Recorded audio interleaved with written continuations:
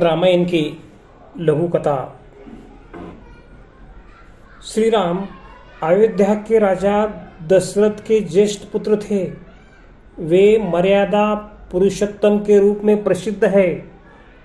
श्री राम सत्य और धर्म के प्रति माने जाते हैं। उन्होंने सीता के साथ विवाह किया और एक वनवास के दौरान रावण द्वारा सीता के हरण के बाद उन्होंने रावण के विरुद्ध युद्ध किया और विजय प्राप्त की। सीता जनकपुर के राजा जनक की पुत्री थी। वे अपार सुंदरता और पवित्रता की प्रतिमूर्ति थी। सीता ने राम से विवाह किया और उनके साथ वनवास में गई। सीता का रावण द्वारा हरण किया गया था, लेकिन बाद में श्री राम ने उन्हें मुक्त कराया। लक्ष्मण राम के अनुज और दशरथ के पुत्र थे। वे अपने भाई श्री राम और भाभी सीता के साथ 14 वर्ष वनवास पर गए थे। हनुमान एक वानर देवता जो अपनी अद्भुत शक्ति, बुद्धि और भक्ति के लिए जाने जाते थे, उन्होंने श्री राम और लक्ष्मण की सहायता की और सीता की खोज में महत्वपूर्ण भूमिका निभाई। रावण लंका का राजा था और बहुत शक्तिशाली राक्षस था। उन्होंने माता सीता का हरण किया, जिससे श्री राम के साथ उनका युद्ध हुआ। रावण के 10 सिर थे और वह बहुत ही ज्ञानी व्यक्ति भी थी। भरत श्री राम के भाई और दशरथ के पुत्र थे। राम जब वनवास पर गए तो भरत ने अयोध्या में राम के नाम पर शासन किया। वे अपने भाई राम के प्रति गहरी निष्ठा रखते थे। भगवान राम का जन्म अयोध्या के महाराजा दशरथ और उनकी पत्नी कौशल्या के घर में हुआ था। रामायण के अनुसार राजा दशरथ ने विशेष यज्ञ पुत्र कामुष्टि किया, जिसके फल स्वरूप उन्हें 4 पुत्रों की प्राप्ति हुई। ये चारों पुत्र थे राम, भरत, लक्ष्मण और शत्रुघ्न। इनमें राम सबसे ज्येष्ठ यानी बड़े थे और उन्हें विष्णु का अवतार माना जाता है। श्री राम के जन्म के समय संपूर्ण ब्रह्मांड में उत्सव जैसा माहौल था और अयोध्या में हर तरफ खुशियां मनाई जा रही थी। रामनवमी के दिन श्री राम का जन्म हुआ था, इसलिए आज भी पूरे भारत में एक बड़े त्योहार से रामनवमी राम जन्म का दिन मनाया जाता है। इस दिन व्रत, पूजा अर्चना और भजन कीर्तन के द्वारा लोग श्री राम भक्ति करते हैं। श्री राम को आदर्श शासक, मर्यादा पुरुषोत्तम और धर्म का प्रतीक माना जाता है। बालक श्री राम की शिक्षा दीक्षा में उन्हें धर्म, नीति, साहस और वीरता की शिक्षा दी गई। उन्होंने बचपन से ही विशेष रुचि साहित्य और धनुर्विद्या में दिखाई। उनके चरित्र का विवेचन रामायण में बहुत ही श्रेष्ठ और आदर्शपूर्ण तरीके से किया गया है, जो उन्हें एक ऐसे व्यक्तित्व के रूप में स्थापित करता है। वे सदैव धर्म का पालन करने वाले, अत्यधिक धैर्यवान, सत्यनिष्ठ और अपने कर्तव्य के प्रति समर्पित रहे हैं। एक समय पर महर्षि विश्वामित्र राजा दशरथ के पास आए और श्री राम और लक्ष्मण से अपनी यज्ञ सुरक्षा में सहायता मांगे तो राजा दशरथ प्रारंभ में संकोच करते हैं, क्योंकि श्री राम अभी किशोर है, लेकिन विश्वामित्र के आग्रह पर वे मान जाते हैं। श्री राम और लक्ष्मण विश्वामित्र के साथ वन में चले जाते हैं, जहां उन्होंने ताड़का, मारीच और सुबाहु जैसे असुरों का वध किया। इस दौरान विश्वामित्र ने श्री राम को अनेक दिव्यास्त्र भी सिखाए।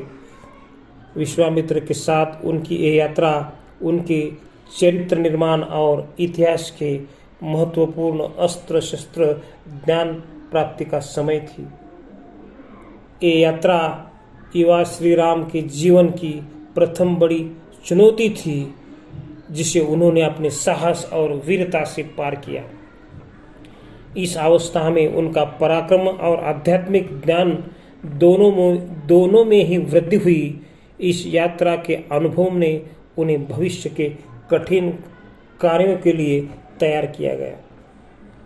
राजा जनक के यहाँ मिथिला में एक भव्य स्वयंवर का आयोजन हुआ, जहाँ राजकुमारी सीता का हाथ मांगने के हेतु अनेक राजा और शासक एकत्रित हुए। राजा जनक ने शर्त रखी कि सीता का वर वही बनेगा जो भगवान शिव का धनुष उठाकर उसके तरकश से बाण चला पाएगा। यह धनुष भारी और अविजय माना जाता था। भारत के सभी महान योद्धा और राजा इस धनुष को उठाने में असफल रहे। अंततः विश्वामित्र के प्रोत्साहन से श्री राम धीरे से आगे बढ़े और न केवल उन्होंने धनुष को उठाया, बल्कि प्रयास में ही उसे तोड़ भी दिया।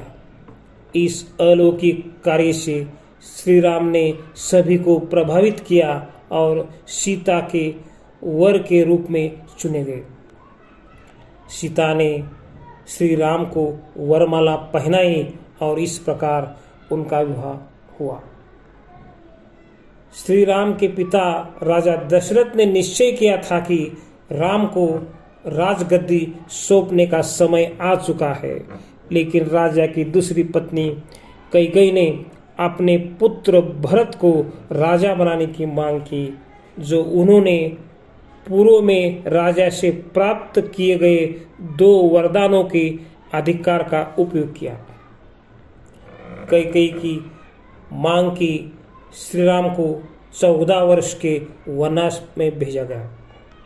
राजा दशरथ असमंजस में पड़ गए, लेकिन श्री राम ने बिना किसी आपत्ति के वनवास स्वीकार कर लिया। उन्होंने धर्म और पिता की आज्ञा की प्रति अपनी निष्ठा दिखाई। सीता और लक्ष्मण ने भी श्री राम का साथ देना चुना और इस तरह ये तीनों वन की ओर चल पड़े। इस घटना से अयोध्या नगरी के सभी लोगों और राजा दशरथ को बहुत दुख हुआ। वनवास काल के दौरान श्री राम, सीता और लक्ष्मण ने अनेक ऋषि मुनियों की सहायता की, राक्षसों का संहार किया और वन क्षेत्र के अनेक उपवनों में भी निवास किया। उनका वनवास भारतीय इतिहास में तपस्या, साहस और आत्म साक्षात्कार का एक अमिट यात्रा में उल्लिखित है। शूर्पणखा लंका के राजा रावण की बहन थी। एक दिन वह पंचवटी में श्री राम और लक्ष्मण के समीप पहुंची तो वह श्री राम की ओर आकर्षित हो गई। उसने उन्हें अपना पति बनाने का प्रस्ताव रखा, परंतु श्री राम ने सिलेवार और विनोदपूर्ण ढंग से उसे लक्ष्मण की ओर मोड़ दिया। जब शूर्पणखा लक्ष्मण के पास गई तो उन्होंने भी उसे श्री राम की ओर वापस भेज दिया।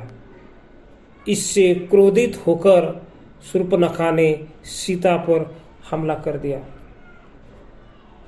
अपनी भाभी की रक्षा के लिए लक्ष्मण ने शूर्पणखा की नाक और कान काट दिए। ये घटना सिर्फ शूर्पणखा के लिए अपमानजनक थी, बल्कि यही वह बिंदु था जहाँ से रामायण के युद्ध का प्रारंभ हुआ। शूर्पणखा अपमानित होकर लंका लौटी और रावण को पूरी घटना की जानकारी दी, जो आगे चलकर सीता के हरण का कारण बनी। शूर्पणखा द्वारा सीता की सुंदरता का वर्णन सुनकर लंका के राजा रावण के मन में उन्हें प्राप्त करने की लालसा जाग उठी। उसने सीता का हरण करने का षड्यंत्र रचा। रावण ने मायावी विद्या का प्रयोग कर मारीच को स्वर्ण हरिण के रूप में परिवर्तित किया, जिसे देख सीता मोहित हो गई। माता सीता के आग्रह पर श्री राम ने उसे पकड़ने का प्रयास किया और इसी बीच माता सीता को अकेला देखकर रावण ने उनका हरण कर लिया और उन्हें अपने साथ पुष्पक विमान में बैठकर लंका को गए। इस दौरान माता सीता ने अपने आभूषणों को धरती पर गिराते गई ताकि श्री राम को उनके हरण का संकेत मिल सके। जब श्री राम और लक्ष्मण वापस लौटे तो सीता को वहां न पाकर वे अत्यंत व्याकुल हो उठे। सीता की खोज में उन्होंने वनवासी जीवन में विभिन्न स्थानों की खोज शुरू की। माता सीता का हरण रामायण के मुख्य अंगों में से एक है और इसी के साथ एक महायुद्ध की नींव रखी गई। रामायण में हनुमान से श्री राम का मिलन एक ऐसा प्रसंग है जो भक्ति और शक्ति के अद्भुत संयोजन दर्शाता है।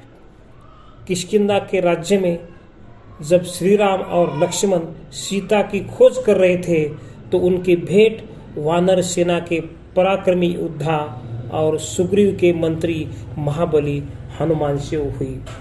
इस मिलन का क्षण रामायण के गौरवशाली पलों में गिना जाता है, क्योंकि यही से रामायण की कहानी में एक नया मोड़ आ गया था। हनुमान ने श्री राम के प्रति अपनी प्रबल भक्ति और सेवा भाव के जरिए रामायण की कथा में अपना एक अद्वितीय स्थान बनाया।